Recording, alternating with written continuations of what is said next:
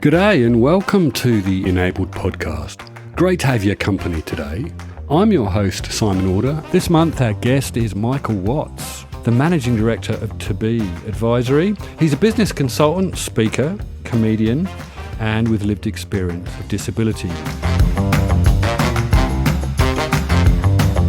Michael, I want to start by asking you about community cohesion as part of your business philosophy. To me, community and cohesion is pretty key to achieving any kind of social objective. You know, having the community behind what you're trying to achieve and looking out for the opportunities that are going to benefit an organisation, such as Ability Heroes. People working together is always going to have a greater outcome. Effectively, you've got an army of people trying to find opportunities to improve disability access and remove barriers for people with restriction. It then helps to raise awareness with the businesses and the owners that need to effectively action the changes. Effectively, it really just helps to cascade the effect, roll things out a lot quicker.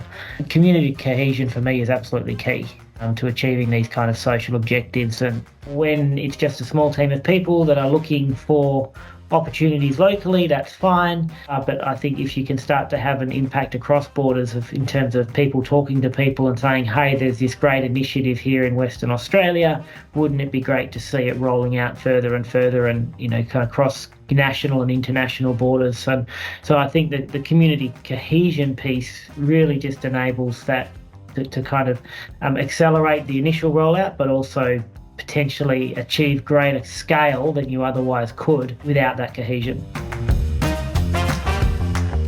Yes, I think Ability Heroes are very much about developing community cohesion in the way you describe, especially around crowdsourcing accessibility data.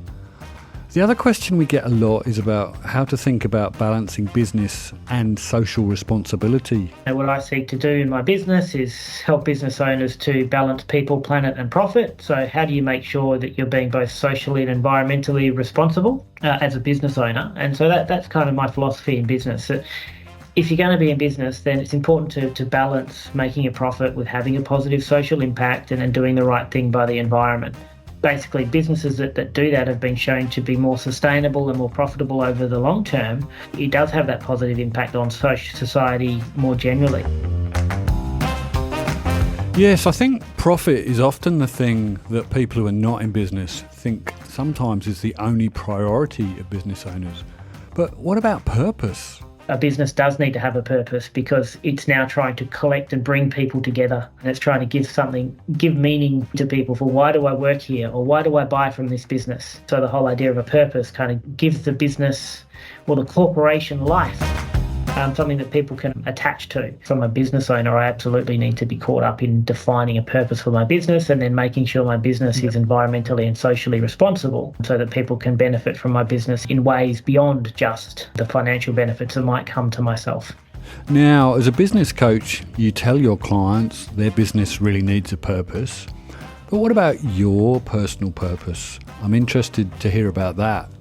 You know, I very much strongly believe in that a business and a corporation, they need to have a purpose, something that people can align to.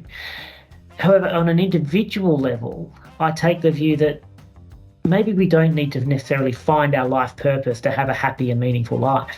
And in fact, you can go through life never having discovered your purpose and getting meaning and joy out of the things that you're experiencing and being in the moment and all of those sort of things. So I think when you can learn to kind of disconnect your happiness from this whole idea of being tied up with a purpose for life, I think opportunities just open. And so having a defined purpose is somewhat limiting in many ways. I don't need to necessarily know or have a named purpose for my life. What I need to be able to do is understand that I'm here now. This moment is where I'm at. Take joy in whatever might be happening there and find that peace with what might be happening in reality. That to me is sort of fundamentally where I sit from a philosophical point of view in life. There are certainly people out there that do have a purpose in their life, and I think if that's you or that's someone who's got that, then absolutely, you know, if that's something that you get meaning out of and it's meaningful for you, then absolutely have that purpose and pursue it. Now, talking of purpose, one of the things we try very hard with at Ability Heroes is not to take ourselves too seriously, and we always try to have a laugh.